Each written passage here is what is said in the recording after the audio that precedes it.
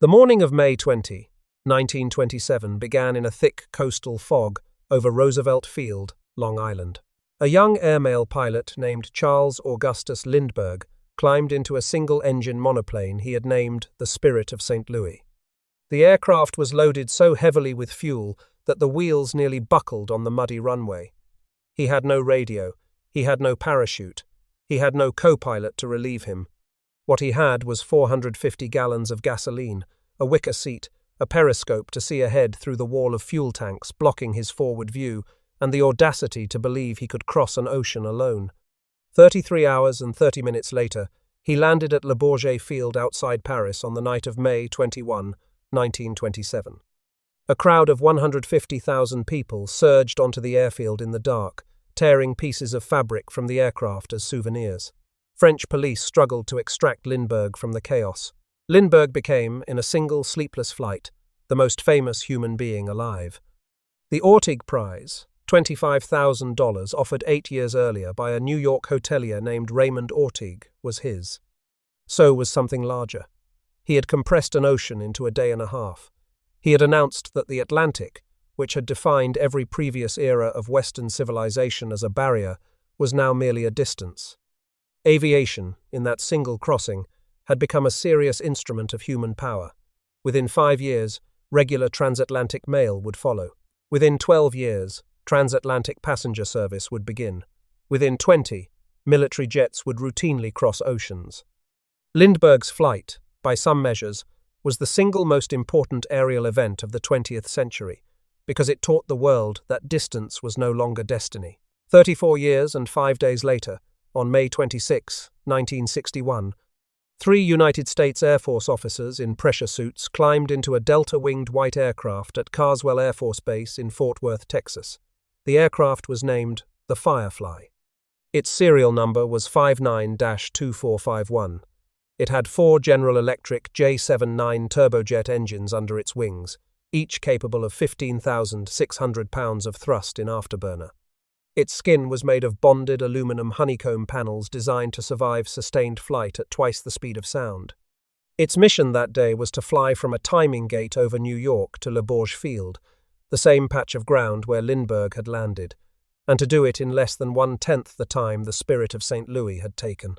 They did it in 3 hours, 19 minutes, and 58 seconds. The flight averaged 1,089 miles per hour over the Atlantic. The crew won the Mackay Trophy and the Harmon International Trophy. President John Kennedy presented the Harmon to them at the White House. The question that hangs over their achievement is not how fast they went. The question is, what kind of aircraft could possibly do this? What kind of engineering ambition could produce such a machine? And why that machine, the most decorated bomber in aviation history, vanished from American service less than 9 years after that triumphant Paris arrival? To understand the answer, you have to understand what the United States Air Force believed about strategic bombing in the early 1950s. By 1950, the Strategic Air Command under General Curtis LeMay had built itself around the Boeing B-47 Stratojet and was preparing to receive the Boeing B-52 Stratofortress. Both aircraft were subsonic, both flew at high altitude, both carried thermonuclear weapons toward targets inside the Soviet Union. The doctrine was simple. The bombers would climb above 40,000 feet, cruise at jet speeds beyond the reach of conventional anti-aircraft artillery, and deliver atomic payloads onto Soviet cities and military installations before any defender could intercept them. This doctrine had a problem, and the problem had a name. The Soviets were building jet fighters at a pace that startled American intelligence analysts. The MiG-15 had appeared over Korea in November 1950 and stunned American pilots with its climb rate, its turning ability, and its 37mm cannon, which could destroy a B-29 in a single firing pass. The MiG-17 followed, refining the same airframe philosophy. The MiG-19, which entered Soviet service in 1955, was capable of supersonic speed in level flight. American intelligence projected, correctly, that within a decade the Soviets would field interceptors capable of climbing to 60,000 feet at twice the speed of sound. This would become the MiG-21, an aircraft that first flew in 1955 and entered Soviet service in 1959. The B-52, beautiful as it was, would be a slow target. There was a deeper concern as well. Soviet bomber design was advancing in parallel. The Tupolev Tu-16 Badger had entered service in 1954, the Tupolev Tu-95 Bear in 1956, and the Myasishchev M4 Bison in 1955. The Bison was a four-engine jet bomber that American intelligence initially feared had been built in numbers far greater than was actually the case, the famous bomber gap that helped drive American defense spending in the late 1950s. The race was now genuinely two-sided. If the United States did not field a bomber that could outrun Soviet defenses, the Soviets might field one that could outrun American defenses first. Strategic Air Command needed an aircraft that announced, unambiguously, that the United States had not been overtaken. The Air Research and Development Command issued a study in February 1949 called the Generalized Bomber Study, known internally as GEBO-2. It asked a question that no Air Force had ever seriously asked before. Could a strategic bomber be built that flew faster than its interceptors? Could a bomber outrun its own death? 6 American aerospace companies submitted proposals. Boeing offered a design called the MX-1712. Convair, the Consolidated Vultee Aircraft Corporation operating out of Plant 4 in Fort Worth, offered something stranger. Their initial proposal, designated FZP-110, used a delta wing, borrowed from their experimental XF-92A research aircraft, the first jet-powered delta-winged aircraft ever built. The crew sat 2 abreast in a cramped forward cockpit. 3 large turbojets were buried in the fuselage. Fuel and weapons rode in an external pod slung beneath the belly. The design was rejected as too ambitious. Convair refined it. They added a 3rd crewman. They replaced the 3 large engines with 4 smaller ones, each housed in its own underwing pod where it could be more easily maintained and where any catastrophic engine failure would not threaten the airframe or the other engines. They applied a brand new aerodynamic principle that had been formulated by a NASA engineer named Richard Whitcomb in 1952, the area rule, which required that a fuselage be pinched in the middle, narrower where the wings joined it, to reduce the violent drag that all aircraft encountered as they approached the speed of sound. The result was the famous Coke bottle shape, the wasp waist that would define American supersonic design for a generation. The Convair team responsible for the design was led by an engineer named Robert Widmer, a graduate of Rensselaer Polytechnic Institute who had joined the company in 1939 and had cut his teeth on the B-36 Peacemaker, the massive piston and jet-powered intercontinental bomber that the B-58 would partly replace. Widmer's team approached the supersonic problem with a combination of conservative airframe philosophy and aggressive systems integration. They were unwilling to bet the program on unproven technologies they did not understand, but they were also unwilling to settle for half measures where the available science permitted boldness. The result was an aircraft that, in nearly every subsystem, pushed the available state-of-the-art to its absolute limit while integrating those subsystems within a structurally conventional delta wing. In December 1952, the Air Force selected Convair's refined proposal, the MX-1964, as the winner. The Boeing entry, the MX-1965, would have become the XB-59, but Boeing had already secured the B-52 contract, and the Air Force preferred to spread its supersonic gamble across a different prime contractor.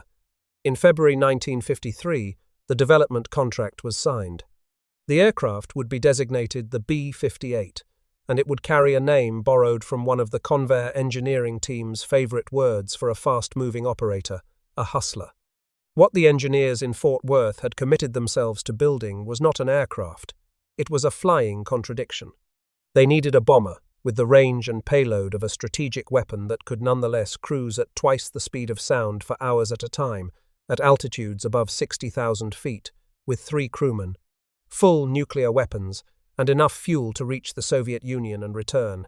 No nation on Earth had ever built such a thing. The Soviets were not even attempting it. The British, French, and Swedes had supersonic interceptors in design, but interceptors are small, short-ranged, lightly loaded sprinters. A supersonic bomber is a different problem entirely. To understand why, you have to understand what happens to an aircraft when it tries to live at twice the speed of sound. Air, at sea level, behaves like a gentle medium. Aircraft slip through it. At supersonic speeds, air behaves like a wall. Every molecule that strikes the leading edge of a wing, the nose of a fuselage, the lip of an engine intake, transfers its energy as heat. At Mach 2, sustained, the skin of an aircraft heats to temperatures approaching 240 degrees Fahrenheit. Aluminum, the standard structural metal of aviation, begins to weaken at those temperatures. The bonded adhesives that join aluminum panels begin to fail. The fuel inside the wings, sloshing against hot metal skin, begins to vaporize. Drag presents the second problem. The energy required to push an aircraft through air rises with the cube of its velocity. Doubling the speed does not double the fuel consumption. It multiplies it eightfold. A subsonic bomber sips fuel. A supersonic bomber drinks it as if from a fire hose. The B-58 would burn fuel at rates that no aircraft of comparable size had ever consumed. Structural stress is the third. A delta wing at Mach 2 experiences shock waves that compress and decompress the airframe thousands of times per second. Conventional riveted aluminum construction would shake itself apart. The B-58 required something new, a sandwich panel construction in which two thin sheets of aluminum were bonded to a honeycomb core of aluminum or fiberglass cells. The result was a skin that was lighter, stiffer, and more thermally tolerant than any previous aircraft structure. It also, however, made up only 13.8% of the aircraft's gross weight, an astonishingly low fraction that left almost no margin for error in manufacturing. Finally, there was the question of where to put the bomb. The B-58's wasp-waisted fuselage, dictated by the area rule, was so narrow that there was no room inside for an internal bomb bay. Convair solved this by inventing something no other strategic bomber had ever required, an external mission pod that hung beneath the aircraft on a single hard point. The pod carried both the nuclear weapon and additional fuel.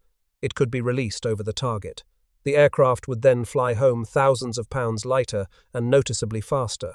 The first version of this pod, the MB-1, contained a W-39 thermonuclear warhead, a 3.8 megaton device originally developed for the Redstone short-range ballistic missile and the Snark intercontinental cruise missile.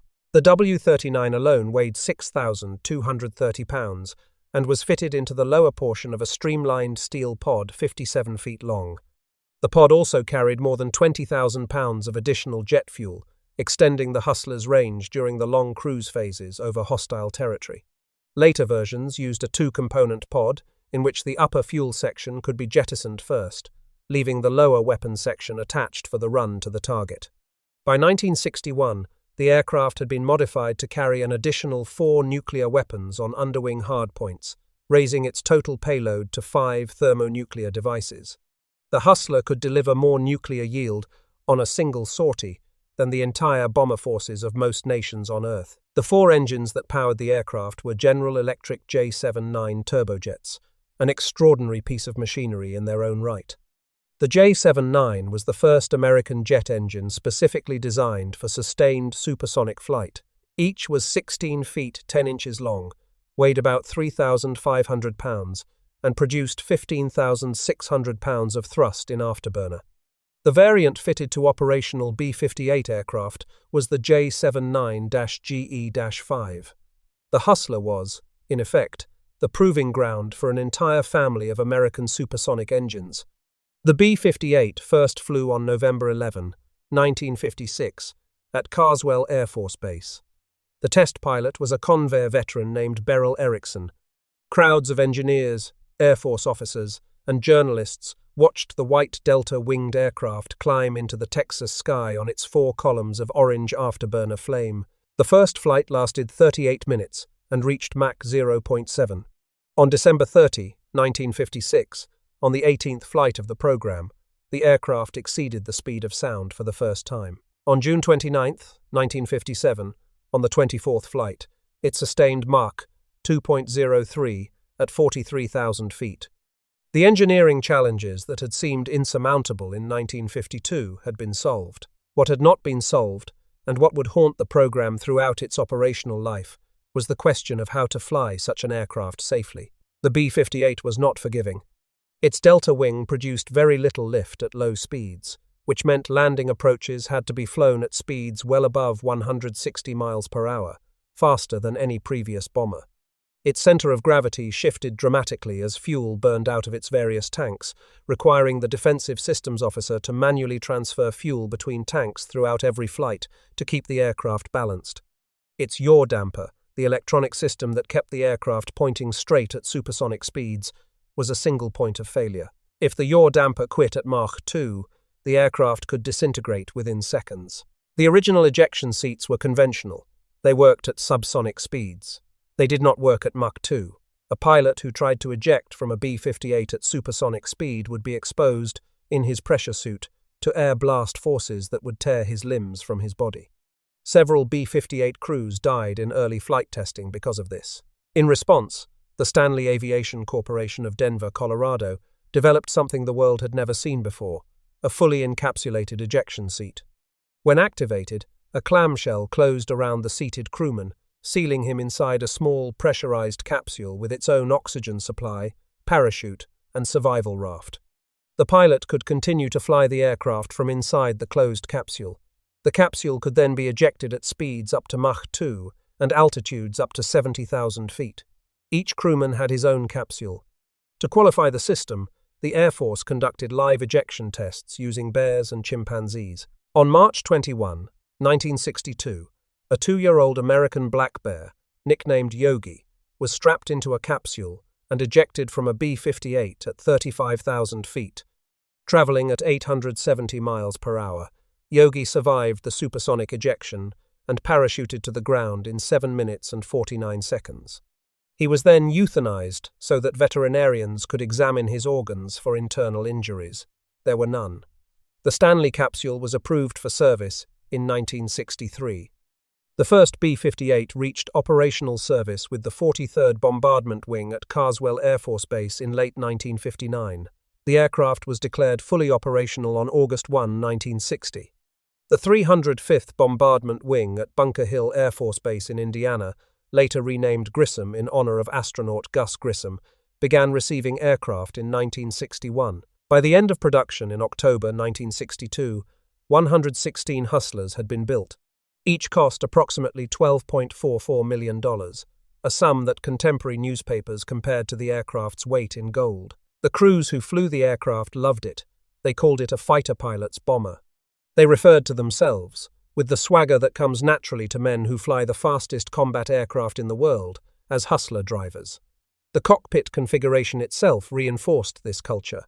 Unlike the side-by-side or close formation cockpit arrangements of earlier bombers, the B-58 placed each of its 3 crew members in his own individual pressurized capsule, arranged in tandem along the aircraft's narrow fuselage. The pilot sat in front. The navigator and bombardier sat in the middle compartment. The defensive systems officer sat in the rear. The 3 men could speak to each other only by intercom. They could not see each other, could not pass papers between them, and could not share food or coffee. Anecdotal accounts from veterans describe a string and pulley system rigged through the airframe to pass small items between the cockpits during long flights. Each man flew alone for hours at a time, focused on his own console, in his own pressurized world, 4 feet from his crewmates, and yet utterly separated from them. And in 1961, that swagger was about to be put on global display. The Blériot Trophy had been established in 1930 by Louis Blériot, the French aviator who had been the first man to fly across the English Channel in 1909. The trophy was offered to any pilot who could sustain a speed of 2,000 kilometers per hour, approximately 1,243 miles per hour, for 30 consecutive minutes. For 31 years, no aircraft had been able to do it. The trophy sat in Paris, ungiven, an open challenge.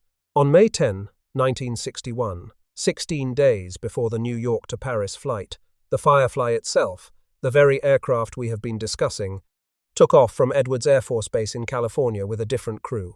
Major Elmer Murphy was the pilot. Major Eugene Moses was the navigator. First Lieutenant David Dickerson was the defensive systems officer.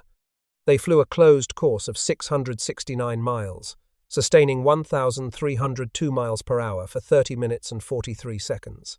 The Blériot Trophy, after 31 years of silence, was awarded. The 43rd Bombardment Wing now had 2 missions to plan. The Blériot Trophy crew would fly to Paris to receive their award from Madame Vidérez Blériot herself, the widow of Louis Blériot, at a ceremony tied to the 1961 Paris Air Show. And the Air Force, recognizing a once-in-a-lifetime opportunity for public spectacle, decided that the ferry flight to Paris would be no ordinary delivery. It would be a record attempt. It would demonstrate to the world, and particularly to the Soviet Union, how far American aviation had come since Lindbergh's lonely night over the Atlantic. The crew chosen for the record attempt was different from the Blériot crew. Major William Payne would command the aircraft. Captain William Polhemus, an experienced bombing systems officer, would navigate. Captain Raymond Wagener would serve as defensive systems officer. Polhemus and Wagener had a history with B-58 records. 4 months earlier, on January 12, 1961, they had set 6 International Aeronautical Federation records over Edwards Air Force Base in a single flight. The pilot of that record-setting flight had been Major Henry Deutschendorf, a career Air Force officer whose son, then a teenager named Henry John Deutschendorf Jr., would later change his stage name to John Denver and become one of the most beloved American singers of his generation. The father was, by every account, a brilliant pilot. The son would later write that his father had taught him to love the sky. On May 26, 1961, the Firefly lifted off from Carswell Air Force Base in Fort Worth and turned northeast. A chain of KC-135 Stratotanker aircraft was already airborne along the route, positioned in a careful arc from the eastern United States out into the North Atlantic. Each tanker carried tens of thousands of pounds of jet fuel. The Hustler would meet them at predetermined points, slow down to subsonic cruise speed for the rendezvous, take on fuel through the boom system that connected the tanker to the bomber, and then accelerate again to supersonic speed. The choreography of these refuelings was extraordinarily delicate. Each tanker had to be in the right place at the right altitude at the right time, accounting for winds aloft, the Hustler's exact arrival vector, and the relative speeds of the two aircraft. KC-135 cruised at around 515 miles per hour. B-58, at military thrust, cruised much faster. The Hustler had to throttle back, configure for refueling, drop into close formation behind the tanker, and accept the boom into its receptacle behind the cockpit, all while burning through fuel at rates that left only minutes of margin if the rendezvous failed. After topping off, the Hustler would break formation, advance the throttles into afterburner, and accelerate back through the sound barrier on its way to the next gate. Each refueling cost roughly 20 minutes of flight time. Each was non-negotiable. This was the operational reality that the romantic image of a single white aircraft streaking across the ocean obscures. The B-58 could not have crossed the Atlantic alone. Its supersonic combat radius was only about 1,520 nautical miles. To cover the great circle distance from New York to Paris, 3,626 miles, while sustaining speeds beyond Mach 1 for most of the flight, the aircraft required multiple aerial refuelings. The Firefly was the tip of a very long, very expensive spear. Behind it stretched a logistical machine that included tanker squadrons drawn from multiple bases, weather forecasters tracking conditions across the entire North Atlantic, navigation specialists computing intercept points to the second, search and rescue assets staged across the Atlantic from Greenland to the Azores, and diplomatic clearances from Iceland, the United Kingdom, and France. The flight that the public saw as a single white arrow was in reality the visible point of an iceberg whose hidden mass involved several hundred American servicemen and women, multiple aircraft squadrons, and the cooperative attention of 3 governments. The flight passed a timing gate over New York and another over Paris. The International Aeronautical Federation, headquartered in Paris, recorded 2 separate official times on the same flight. The Washington to Paris record was 3 hours, 39 minutes, and 49 seconds, averaging 1,048 miles per hour. The New York to Paris time was 3 hours, 19 minutes, and 58 seconds, averaging 1,089 miles per hour. Lindbergh's flight had taken 33 hours and 30 minutes. Payne's flight had taken 3 hours and 20 minutes. The ratio was almost exactly 10-1. In 34 years, American aviation had made 1 nautical mile take 1/10 of the time it had taken in the spring of 1927. The Firefly landed at Bourget to extraordinary press coverage. French aviation officials and American diplomats greeted the crew on the tarmac.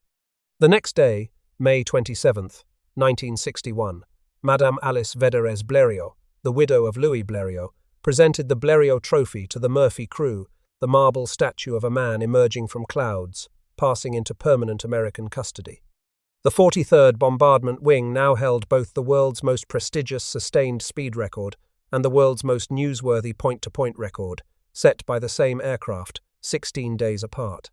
The Mackay Trophy, awarded annually by the National Aeronautic Association for the most meritorious flight of the year, was given to the Payne crew in 1961. The Harmon International Trophy followed. On October 18, 1962, just 4 days before President Kennedy would address the nation about Soviet missiles in Cuba, Kennedy presented the Harmon to Lieutenant Colonel Payne, accepting on behalf of the entire crew, in a ceremony at the White House. The 43rd Bombardment Wing in 1961 became the most decorated single bomber wing in American history, holding within 12 months the Blériot Trophy, the Mackay Trophy, the Harmon Trophy, and the Distinguished Flying Cross Awards earned during the January 12 record run. No other unit in the Strategic Air Command had matched that constellation of trophies. Few have matched it since. The political timing of the New York to Paris flight was not accidental. The Kennedy administration had taken office in January 1961. The Bay of Pigs invasion of Cuba had failed catastrophically in April. Yuri Gagarin had become the first human being to orbit Earth on April 12, a triumph that the Soviet propaganda apparatus had used to suggest that communist science was overtaking American science. Alan Shepard had made America's first manned suborbital spaceflight on May 5, a flight that lasted only 15 minutes and reached only 116 miles in altitude, far short of orbit. The American public, by late May, was hungry for a clean technological win. The Firefly's transatlantic dash provided one. The flight made every front page in the Western world the next morning. Douglas Edwards reported it on the CBS nightly newscast. Newspapers in London, Paris, and Bonn ran photographs of the white Delta-winged aircraft on their front pages. Soviet press coverage was minimal. The message had been received. What happened in the days after the New York to Paris flight has, in many popular accounts, become confused with the flight itself. The historical record is clear, and the record needs to be told accurately, because it is more painful than the simplified version. On June 3, 1961, exactly 1 week after the triumphant arrival in Paris, the Firefly was scheduled to depart Le Bourget for the return ferry flight to the United States. The aircraft had been the star of the Paris Air Show. The crew assigned to fly her home was not the Payne crew that had set the New York to Paris record. It was the Murphy crew, the original Blériot Trophy holders. Major Elmer Murphy in the pilot's seat. Major Eugene Moses navigating. First Lieutenant David Dickerson at the Defensive Systems console. Murphy elected to begin the departure with a low-altitude roll, a maneuver intended to demonstrate the Hustler's agility one final time to the airshow crowd. The aircraft entered a low cloud bank during the roll. By most reconstructions, the aircraft's attitude reference gyros had not yet aligned to full operating accuracy. As the Firefly inverted and rolled through the clouds, Murphy lost spatial orientation. The roll continued past wings level. The aircraft, now upside down and descending through fog with an unreliable attitude indicator, struck the earth in a field about 5 miles from the airport. The impact left a deep crater and a fireball visible for miles. All 3 crew members were killed instantly. The aircraft that had compressed an ocean into 3 hours and 20 minutes, the aircraft that had won the Blériot Trophy after 31 years of silence, the aircraft that had become for one brief week the symbol of American aerospace supremacy, was destroyed 7 days after its greatest triumph. 3 veteran officers who had pushed an experimental airframe to the edge of physics, who had been honored by an aging widow of one of aviation's founding fathers, were buried with full military honors at home. Their names, Murphy and Moses and Dickerson, would not appear on the Mackay Trophy citation and would not be invited to the White House. They had been the warm-up act for a record they did not live to see celebrated. The bitter symmetry of that fact was not lost on anyone in the 43rd Bombardment Wing. The story did not end there. 4 years later, on June 15, 1965, at the next Paris Air Show, a second B-58 would crash at the same airfield. Lieutenant Colonel Charles Tubbs would be killed and 2 of his crewmen injured. The pattern of public triumph, followed by public catastrophe, would become, fairly or not, part of the aircraft's reputation. But the Hustler's deeper problem was not the Paris crashes. The deeper problem had begun more than a year before the Firefly ever flew its record, in the skies above the Soviet Union, on May 1, 1960. That morning, an American pilot named Francis Gary Powers had taken off from Peshawar, Pakistan in a Lockheed U-2 reconnaissance aircraft. The U-2 was a high-altitude spy plane, capable of flying above 70,000 feet, an altitude the American intelligence community believed was beyond the reach of any Soviet weapon. The U-2 had been overflying Soviet territory for 4 years, photographing missile sites, military bases, and industrial facilities. The Soviets knew about the flights. They had been unable to stop them. American confidence in the inviolability of high-altitude flight had become absolute. That confidence ended when an SA-2 guideline surface-to-air missile, fired from the Sverdlovsk region, struck Powers' U-2 at approximately 70,500 feet. The aircraft disintegrated. Powers parachuted to the ground and was captured. The Soviets, after initially saying nothing, paraded the wreckage and the pilot before the world. The implications for American strategic bombing were catastrophic. If the Soviets could shoot down a target at 70,000 feet, they could certainly shoot down a B-58 at 63,000 feet. The entire doctrinal premise of the Hustler, the belief that altitude plus speed equaled invulnerability, had been killed by a single missile in a single morning in a single Soviet sky. The Air Force adapted. SAC began retraining its crews to fly the B-58 at low altitude, using terrain to mask the aircraft from Soviet radar. The Hustler turned out to be surprisingly well suited to this new role.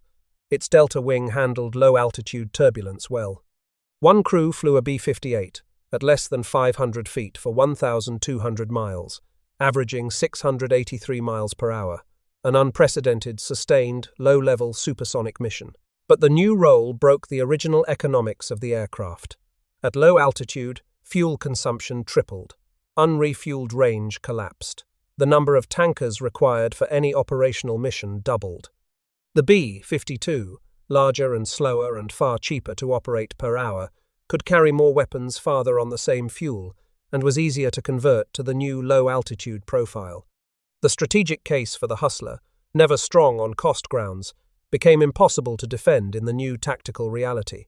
Robert McNamara had taken office as Secretary of Defense in January 1961, 4 months before the Firefly's New York to Paris flight. McNamara had been hired specifically to apply systems analysis and cost-benefit accounting to American military procurement.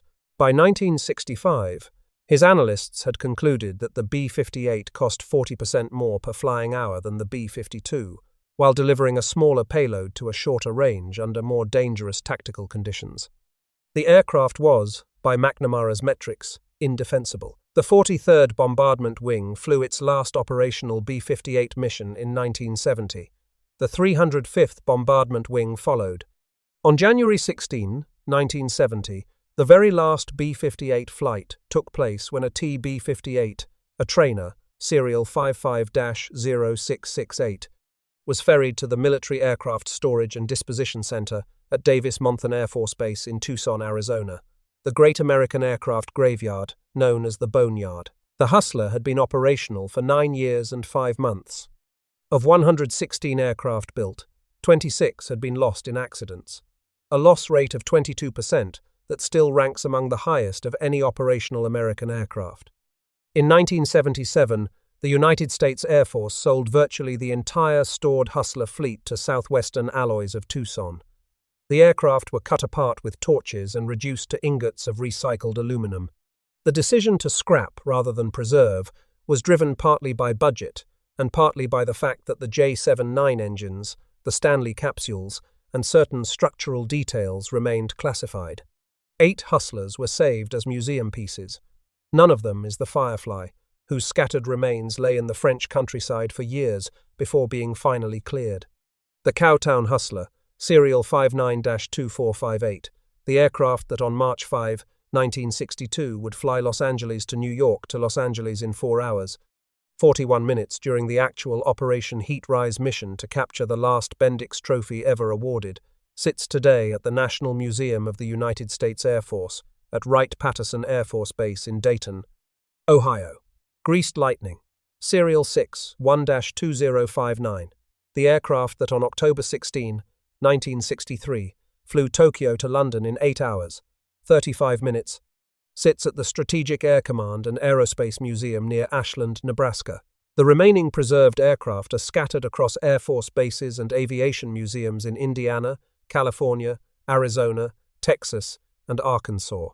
Together, they constitute every surviving piece of one of the most remarkable engineering programs in 20th century military aviation. The question worth asking, the question that gives the B-58 story its strange and lingering resonance, is why such a brilliant aircraft had so brief a life. The answer is not that it failed. The answer is that it succeeded too completely at the wrong moment in history. Convair built the B-58 to solve a specific problem, the problem of penetrating Soviet airspace at high altitude before Soviet interceptors could climb to meet it. The aircraft solved that problem. The trouble was that the problem itself had been deleted by a different weapon, the surface-to-air missile, which Convair had not been asked to solve and could not have solved within the constraints of the design.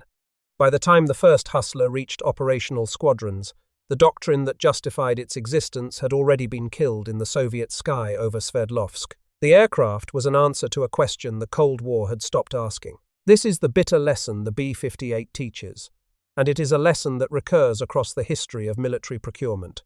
Specialized excellence is a fragile asset. An aircraft optimized for a single tactical environment, executed with extraordinary engineering brilliance, is hostage to the stability of that environment. Change the environment, and the brilliance becomes a liability. The B-52, by contrast, was a generalist. It was slower, less elegant, and less impressive on the day it rolled out of the factory. But it could be adapted to low-level penetration, to conventional bombing, to standoff cruise missile carriage, to maritime patrol. The same aircraft that flew strategic deterrence missions in 1960 was still flying combat missions over Iraq in 1991 and over Afghanistan after 2001. Boeing built 744 B-52s. The last operational examples are projected to remain in service into the 2050s, having flown for nearly a century. Convair built 116 Hustlers. The last of them was scrapped in 1977, 6 years after its retirement.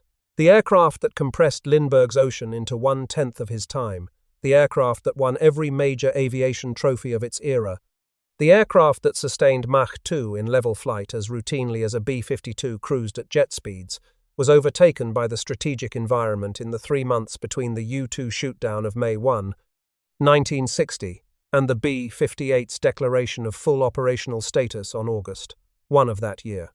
The Hustler was obsolete on the day it entered service. The crews who flew it knew this. They flew it anyway, brilliantly, because professional aviators do their job regardless of doctrine, and because no one knew better than they did what an extraordinary machine they had been given. There is a final piece of the story that deserves mention. The Hustler's engineering legacy, unlike its operational record, never died. The aluminum honeycomb construction pioneered on the B-58 became standard practice on every supersonic large airframe that followed. The area rule fuselage shaping migrated into the F-102, the F-106, the F-111, and ultimately into the Boeing 707 and beyond. The Stanley escape capsule, refined and modified, was adopted by the F-111 and the experimental XB-70 Valkyrie. The General Electric J79 engine, developed in parallel with the B-58, went on to power the F-104 Starfighter and the F-4 Phantom II, the latter of which became the most produced supersonic aircraft in Western history. The men who flew the Hustler took their experience with sustained Mach 2 flight and carried it into the next generation of American aviation. Many B-58 crew members transitioned directly to the Lockheed SR-71 Blackbird program, where the operational lessons learned in the cramped, pressurized cockpits of the Hustler proved indispensable to flying an aircraft that cruised at 3 times the speed of sound. The Blackbird, which would dominate strategic reconnaissance for the next 3 decades, owed much of its operational doctrine to crews who had first learned the disciplines of sustained supersonic flight in a delta-winged white bomber over Texas. And there is one piece of the New York to Paris flight that no records book captures, and that no metric of cost-effectiveness can measure. On May 26, 1961, 3 American officers in pressure suits made the Atlantic Ocean a smaller place than it had ever been before. They did so during a year in which the Berlin Wall would soon rise, in which the Bay of Pigs invasion had recently failed, in which Yuri Gagarin had just become the first human being in space, in which Alan Shepard had followed 3 weeks before the flight. The Cold War, in May 1961, was a contest of public symbols as much as it was a contest of weapons. Lindbergh, in 1927, had used a single-engine monoplane and the limits of human endurance to make a continent one ocean closer to another. Payne, Polhemus, and Wagener had used 4 turbojets, an external fuel pod, a chain of tankers, and the combined output of one of the most sophisticated industrial economies in human history to make that same ocean 10 times smaller. Both achievements were national statements. Both were watched by the world. The difference between them was 34 years of accelerating aerospace progress, the entire arc from prop to jet to supersonic, accomplished in the lifetime of men who were still flying when Payne's aircraft touched down at Bourget. Beneath the ceiling of the Air and Space Museum in Washington, Lindbergh's machine still presides over the flow of visitors below, and the silence around it has the quality of a cathedral. The Firefly is gone. Her sister aircraft, the 8 Hustlers that survived the scrapper's torch, sit on concrete pads at museums where most visitors walk past, without understanding what they are looking at. They are the physical residue of the briefest and most decorated bomber program in American history, the aircraft that made Lindbergh's heroic ocean a 3-hour drive, and the aircraft that proved its own doctrine wrong by being too good at it. 64 years after that May afternoon at Le Bourget, no production bomber has ever flown the same route faster. The record stands. The aircraft is dust. And somewhere in the silence of those scrapyards in Tucson, a question still hangs in the dry desert air. What if the Cold War had asked a different question? What if the weapon had outlived its moment instead of being outlived by it? The Hustler never got to find out. It only got to be, for one brief week in May 1961, the fastest answer the United States had ever given to the question of how small the Atlantic could be made.